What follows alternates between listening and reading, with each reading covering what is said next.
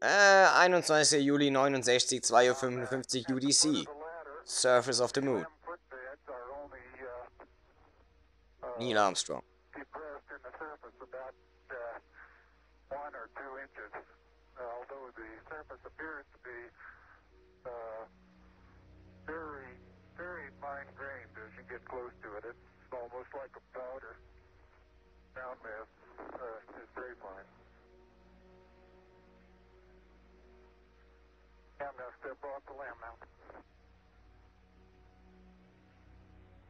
That's one small step for man, one giant leap for mankind. As the surface is fine and powdery, I can pick it up loosely with my toe. It does adhere in fine layers, like powdered charcoal, to the sole and sides of my boot. I only go in a small fraction of an inch, maybe an eighth of an inch, but I can see the footprints of my boots and the treads and the fine sandy particles. Yeah, this is Houston. We're copying.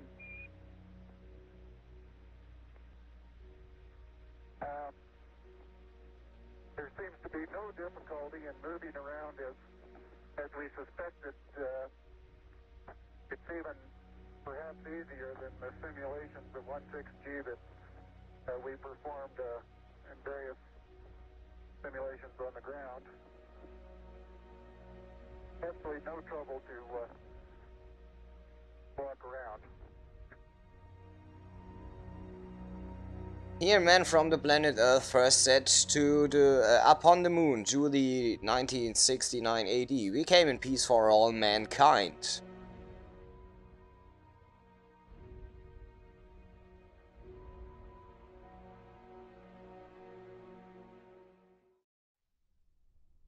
Beautiful view. Isn't that something?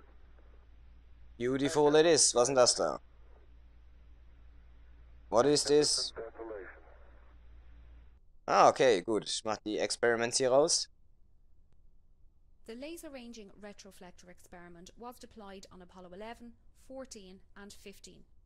It consists of a series of corner cube reflectors which are a special type of mirror with a property of always reflecting an incoming light beam back in the direction it came from. These reflectors can be illuminated by laser beams aimed through large telescopes on Earth. The reflected laser beam is also observed with the telescope, providing a measurement of the round-trip distance between Earth and the Moon. This is the only Apollo experiment that is still returning data from the Moon. Many of these measurements have been made by McDonald Observatory in Texas. Laser beams are used because they remain tightly focused for large distances. Nevertheless, there is enough dispersion of the beam that is about 7 kilometers in diameter when it reaches the Moon and 20 kilometers in diameter when it returns to Earth. Because of this very weak signal, observations are made for several hours at a time. By averaging the signal for this period, the distance to the Moon can be measured to an accuracy of about 3 centimeters. The average distance from the Earth to the Moon is about 385,000 kilometers. The laser ranging retroflector experiment has produced many important measurements. These include an improved knowledge of the Moon's orbit and the rate at which the Moon is receding from Earth, which is currently 3.8 centimeters per year. That's pretty much. Or what? Oh shit, Beaming geht ja mal voll ab. Jetzt kann ich mich nicht mehr beamen. What? Hey, da ist noch was.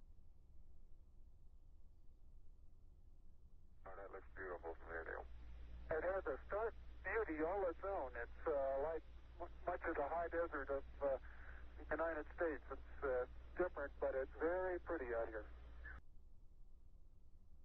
The passive seismic experiment detected lunar moonquakes and provided information about the internal structure of the Moon.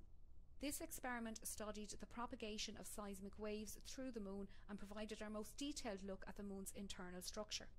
The Apollo 11 seismometer returned data for just 3 weeks but provided a very useful look at lunar seismology.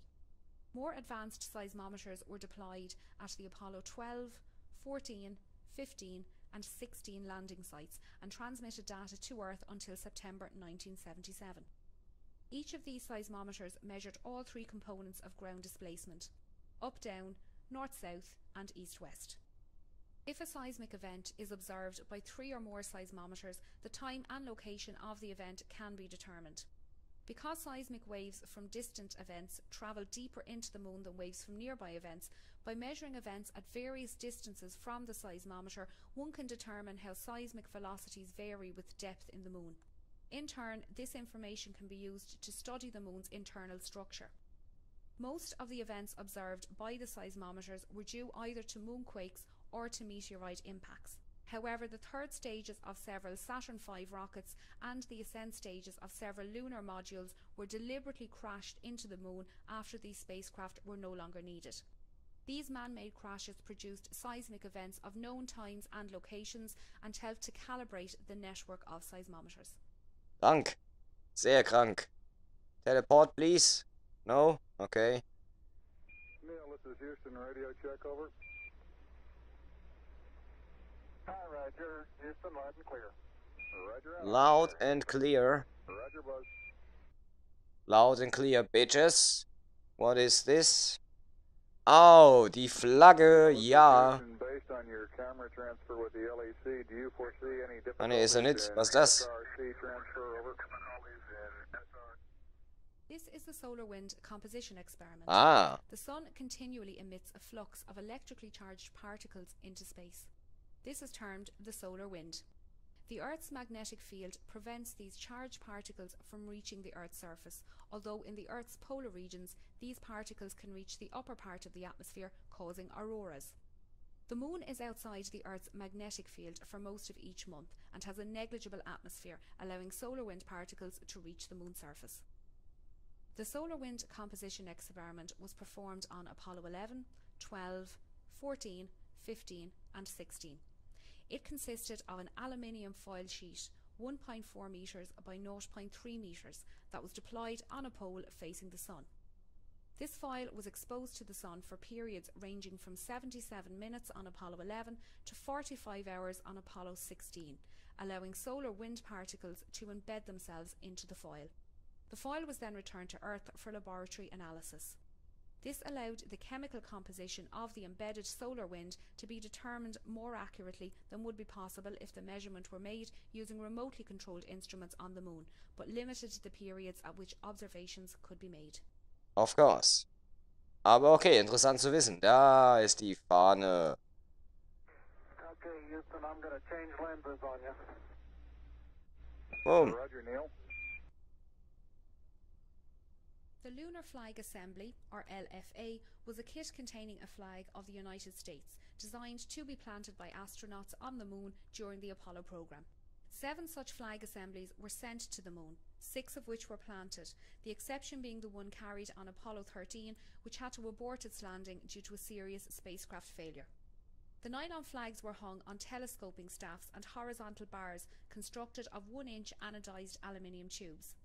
The flags were carried on the outside of the Apollo lunar module, most of them on the descent ladder inside a thermally insulated tubular case to protect them from exhaust gas temperatures calculated to reach 2000 degrees Fahrenheit or 1090 degrees Celsius.